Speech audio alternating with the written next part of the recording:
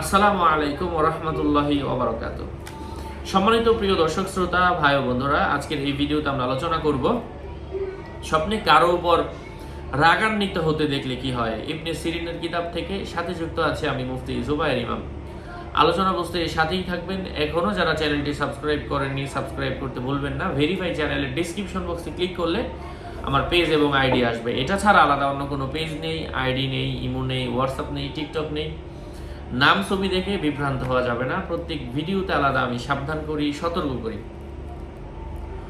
স্বপ্নে কারো উপর রাগান্বিত হতে দেখলে তার কাজ বিশৃঙ্খলাপূর্ণ হবে এবং তার সম্পদ ধ্বংস হয়ে যাবে। কেননা আল্লাহ পাক বলেছেন, আল্লাহ কাফেরদেরকে ক্রুদ্ধ অবস্থায় ফিরিয়ে দিলেন, তারা কোনো কল্যাণ পায়নি।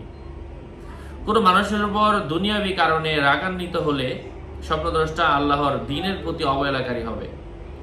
সে আল্লাহর জন্য ক্রুদ্ধ হলে শক্তি ও ক্ষমতা পাবে। আল্লাহ তাআলা বলেছেন, মুসার ক্রোধ যখন প্রশমিত হলো।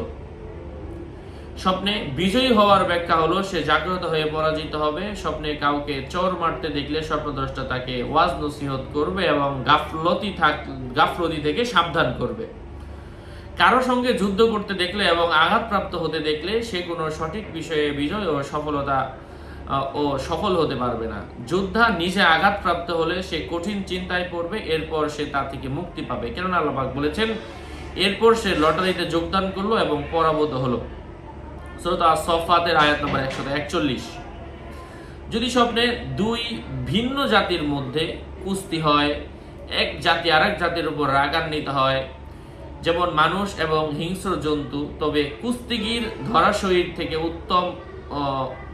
উত্তম অবস্থানে থাকবে। স্বপ্নে জবাই করতে দেখা অবাধ্যতা ও অন্যায়ের আলামত বুঝতে হবে। আশা করছি বুঝতে পেরেছেন এই জাতীয় ছোট ছোট ব্যাখ্যার মাধ্যমে। আরও আপডেট পেতে সাথেই থাকবেন। পরবর্তী ভিডিওগুলোতে আমরা হাদিয়া, গোপনে কোনো কথা শোনা, কারো কোনো কিছু পছন্দ করা, কোনো কিছু প্রমাণ করতে দেখা, ধৈর্য ধারণ করা, নাম পরিবর্তন করতে দেখা, ঝুলে থাকা, বিদায়ী অনুষ্ঠান, স্বপ্নে আল্লাহ পাকের নূর, এই জাতীয় বিষয়গুলো নিয়ে আমরা আলোচনা করব পরবর্তী ভিডিওগুলোতে। আরও আপডেট পেতে সাথেই থাকবেন।